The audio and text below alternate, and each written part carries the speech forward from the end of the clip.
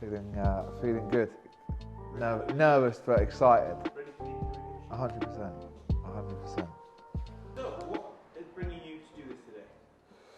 Or why are we doing this? It's a good question. That I think it's time. I think it's time that I use whatever kind of platform I've built up over the years of hairdressing to kind of maybe try and help people. I feel like there's an element of honesty that I've built up over the years. I'm proud and excited to tell people that there is a path to all of this. There's a way of getting through some tough times. I've always been very honest, locally and around me with people about how I feel and about, it's never been something I've been embarrassed or ashamed of, or even, people very close to me, from girlfriends, mum, family, to friends, but also to people around me, people whose hair I cut. I'm very transparent. I'm very honest about it. I've gone from a position where I'm using my platform to build my platform to using my platform to maybe genuinely help someone. And I learned that so well from talking so openly and honestly on the live with Patrick Brown a couple of weeks ago, to be able to share things that flip off my tongue so easily. The response was incredible, and it made me, understand that there is 100 and millions of people in this position that I've been in perhaps in the past. And, I'm not a celebrity, I'm not an influencer, I'm someone that's quite relatable, I'm very normal. And I think that's what people need to see, that, normal people go through real hardship. There's different scales to this thing. But real people need to see real people experiencing real stuff. Do you know what I mean? And now that I'm in a position where I feel comfortable talking about that and my intentions are pure, bingo, I'm good to go. Where did it start? I can never sit here and say that I went through a vast amount of hardship. I had normal things happen to me in my childhood. There's nothing that stands out as like a really big moment that would perhaps be the answer to all these problems later down the years, which is in many ways frustrating, but at the same time it's for the viewer right now, for someone maybe watching this, there doesn't always have to be an answer to this kind of thing. I come from St Albans. I come from a lovely family. I've got great relationships with both my parents, my brother, all my family. My school life was relatively good. I mean, I went to a normal primary school in St Albans. I went to a good secondary school in St Albans as well. And, I was always had a lot of friends. I was never kind of shy. I was just a normal person, I was very, very aware of how I was perceived. I always wanted to be liked. That's something I'm very, very clear on now. People liking me and things like that was a big part of who I was. And yeah, man, the whole upbringing was generally very, very normal, good, happy. When I kind of got to the older years and stuff like that, I was in relationships and had girlfriends and stuff like that. I was always very, very emotionally attached, very aware, very kind of, I wear my heart on my sleeve, which I don't think is necessarily a negative trait looking back. And then, I got to an age where I was kind of 17, 18, finished school, didn't play as much sport anymore, and I started this career in hairdressing. And I was at a point in my life where I was too cool for school. It's kind of like, when I said to my mum the other day, I was like, how would you have described me at that point? She was like, oh, you're very kind of you thought you were too cool for school. And that's an age thing, I think. I definitely wasn't an arse. I wasn't rude. I wasn't arrogant. But I definitely had that kind of cocky teenager, just become a hairdresser, thought I was in a really cool industry, so I had to act in a certain way, was only surrounding myself with my new friends, if you like, and I kind of disconnected from what I was so used to growing up. And I think, looking back, that could have been maybe the unfolding of where these trials and tribulations then came from. That it inevitably changes someone. Your surroundings make you act differently. I was really into fashion. I was kind of trying to like express myself, dressing like a madman, to be honest with you.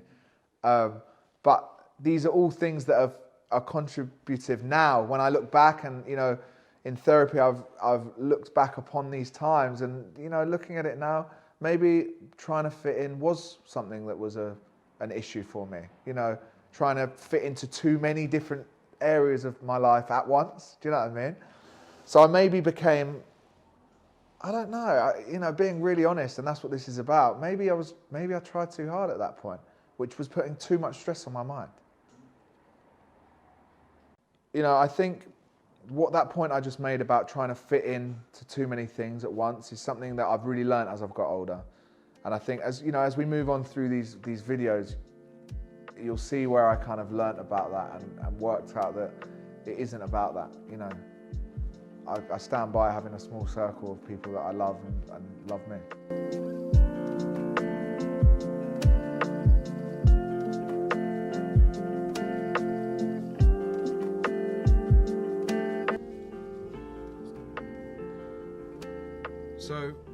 So I was 16, 17 when I decided to leave school. I did 1 year of sixth form as kind of, being real, probably to please my parents a little bit, and I definitely wasn't pushed into doing it, but it was strong from my parents that they would prefer me to be at sixth form. My attendance was pretty average. My grades were very below average, and it was at that point when I just said, I was honest with my parents, and more so my old man, he comes from like a kind of quite a business-minded background. So my conversation was that I was going to be a hairdresser. I was very open. I was very excited to say that I was going to be a hairdresser, and that,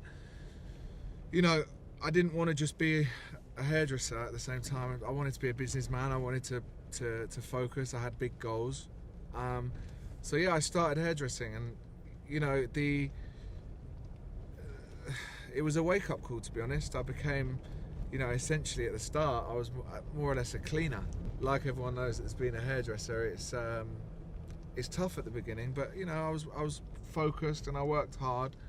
And as I kind of got older and got more into the industry, I started to kind of see patterns in myself that came from, being too focused on, being like someone else, or being too focused on someone else liking what I was doing. It wasn't genuine as such, and I don't necessarily think that's to do with mental health, as it were, but I think it's probably more to do with kind of how I wanted to be perceived was just such a big thing for me at that point. So I had pretty clear-cut goals of where I wanted to be with my hairdressing. It was just more about mapping out how I was gonna get there. I always wanted to own a salon eventually, but at this point, I was 18. That's 10 years ago now. So I knew where I wanted to get to, or where I still want to get to, but it was just about finding my way. And the company I was working for had, good people around me, great hairdressers, good people to learn from.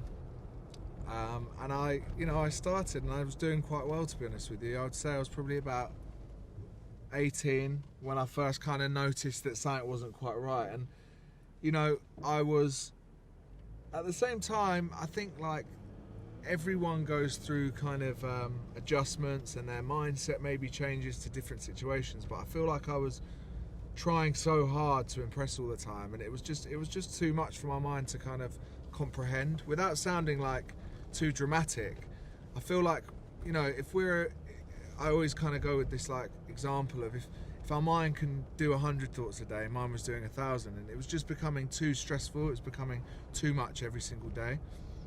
I think like being a hairdresser, especially when I qualified as a hairdresser and I was cutting clients and I was talking to different people every day, that was massive for me, because you go from being someone that has 2 minutes with someone, maybe washing their hair or something like that, to like spending an hour of time with an individual that frankly at first you don't know at all.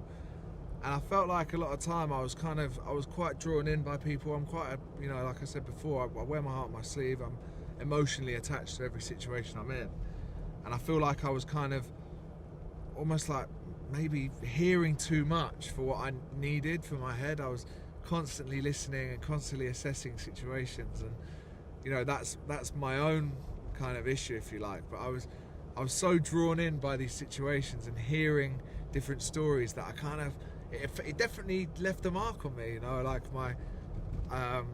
they say like being a hairdresser is similar to being a counsellor, and you know, I'm not a counsellor, so I don't know if it is, but it definitely feels like you take a lot of someone's emotion, and you know, when things are good for someone, that's amazing. Hearing that is great. It's really good for your own mindset if someone around you's having loads of great stuff going on. But I think like where it kind of became an issue for me was where I was hearing things that were going on in people's lives, and then just naturally that became something that I brought into my own life, you know. You know, particularly I remember there's one situation that sticks out so much to me about someone that I knew, someone that was close to me, was very, very poorly and had been diagnosed with a horrible illness. And for me, health is something, you know, now I look back on, health is a massive, massive part of my anxieties, if you like. I was completely petrified of my health and things going wrong, or getting cancer, or even dying. It was something that I was very focused on. So when someone would talk to me about an illness, it would literally ruin my whole day. And although I'm not even the person having, or wasn't the person going through any of it, it was still something that became such a big thing to me. It's really hard to kind of comprehend and say in words like what it would do, but the effect it had was crazy, to be honest. There was a time where I remember I just got together with Karina, who's obviously my partner now, still 10 years later, where I was getting these headaches all the time. And you know, looking back on that now, I know that those headaches were caused by stress and anxiety, or you know, sometimes even just normal headaches. It is normal to get that. But I became so obsessed with it, and I'm talking completely obsessed, to the point where if I woke up with a headache, I wouldn't get out of bed because I was scared that I was that poorly. And it became this cycle of I would get anxious, therefore I'd get a symptom of anxiety, you know, headaches or shortness of breath or something like that. And then I would direct it. I'd have to have in my head a clear-cut, definitive answer of why I had that symptom. So I was constantly researching, Googling, going to doctor's appointments, convinced that I was poorly. And it wasn't until my mum said to me, you know, Ols, I think we need to go and get this addressed, like, because, you know, if something is wrong with you, God forbid, you've got these headaches all the time, we need to, you know, get it sorted properly. So we then made an appointment.